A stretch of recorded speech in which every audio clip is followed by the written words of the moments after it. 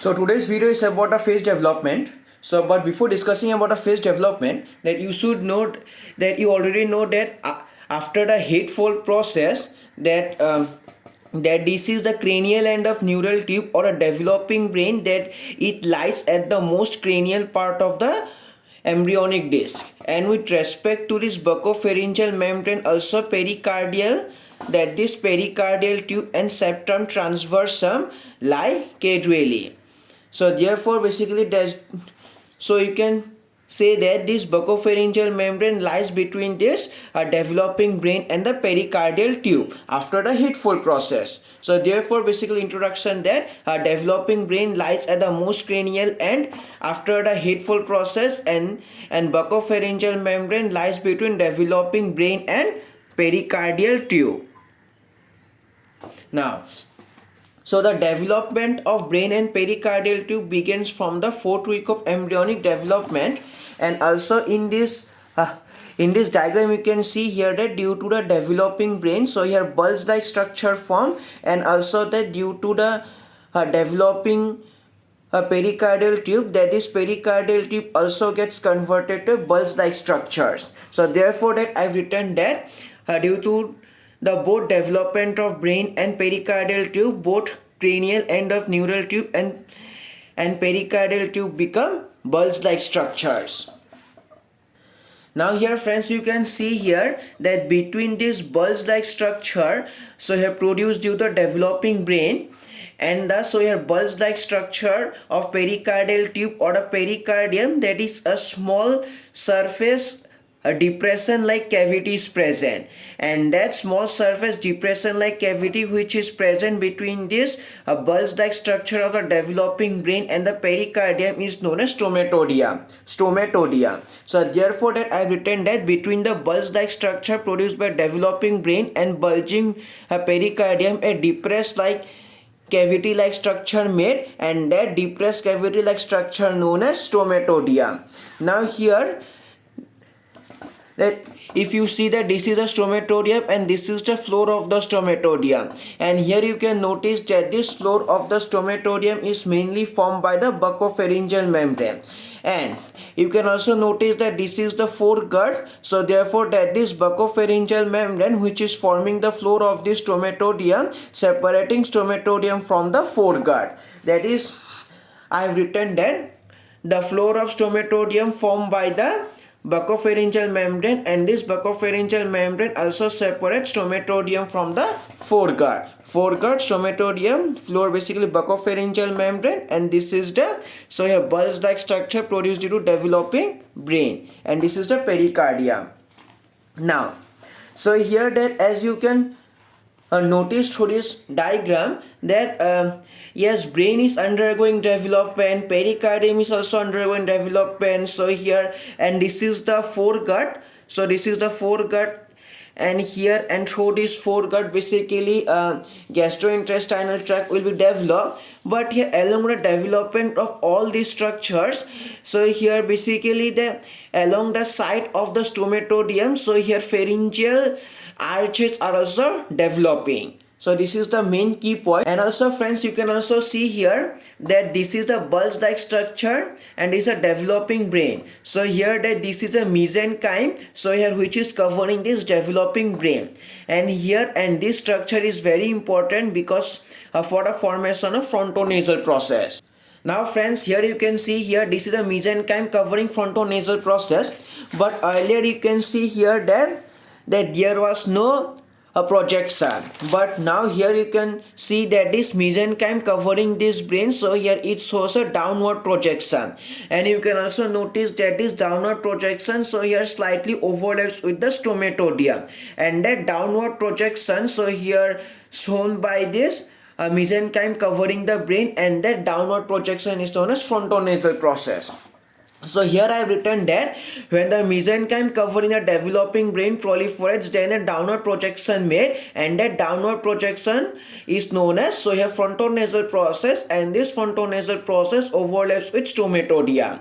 So here that's all about the frontonasal process.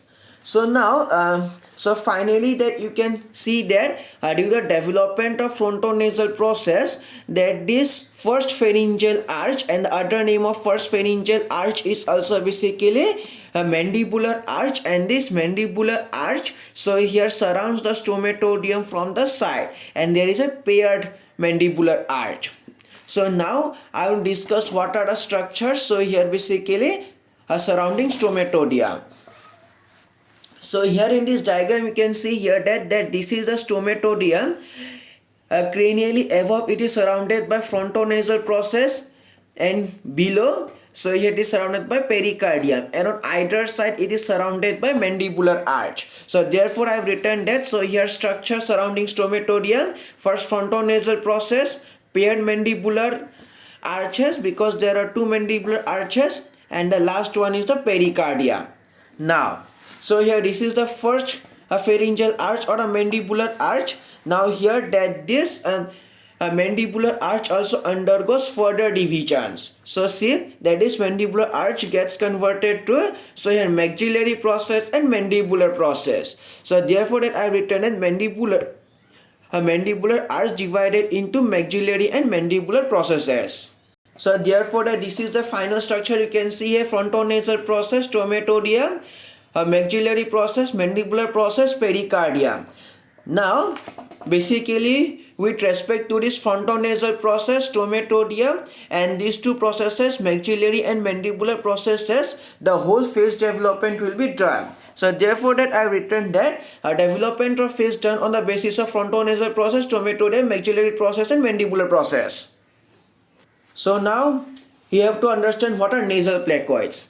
So first of all that you should know that this is a stomatodium and this is the frontonasal process and this is the midline. Now here you can see here that over the frontonasal process, so here the exactly either around the midline and little bit above the stomatodium, so here basically thickened like bilateral thickened like structures form, and that bilateral thickened like structures form on the over the frontonasal process a little above the stomatodium and on the either side of the midline, and these bilateral thickened structures are known as nasal placoids. And also you can see here that with respect to this nasal placoids, so here lens placoids are formed, and the location of these lens placoids are also like a thickened like structures, but they are located so here laterally and cranially with respect to this nasal placoids. So therefore that I have written that over the frontonasal process, so here bilateral localized thickened like structures form little above the stomatodium. So here you can see here that this is a stomatodium, just little above the stomatodium, bilateral thickened like structures form basically nasal placoids. Above the stomatodium on either side of midline, and these thickened like structures known as nasal placoids. Now here similarly what are lens placoids if you want to know? Lateral and cranial to nasal placoids, a pair of thick like structures made called lens placoids. Now here basically what are nasal pits? So here now you can see here that these nasal placoids, they lie only over the frontonasal process. They don't come below the surface of the frontonasal process, neither they make contact with this stomatodium. But when this nasal placoids that is sink below the frontonasal surface and make contact with the stomatodium, then they got converted to nasal pits. So see, so here basically that these nasal placoids, they come below the surface of frontonasal process and they make contact with the stomatodium. Now they got converted to nasal pits. So therefore that I have written that when the nasal placoids sink below the frontonasal process and make contact with stomatodium, then they got converted to nasal pits. So now you have to understand what are medial and lateral nasal processes. Now here, now earlier diagram if you see here, that is, so here these are the nasal pits. So here around the nasal pits, so here there are no edge or ridge like structures present. But here that around the nasal pit you can see here basically raised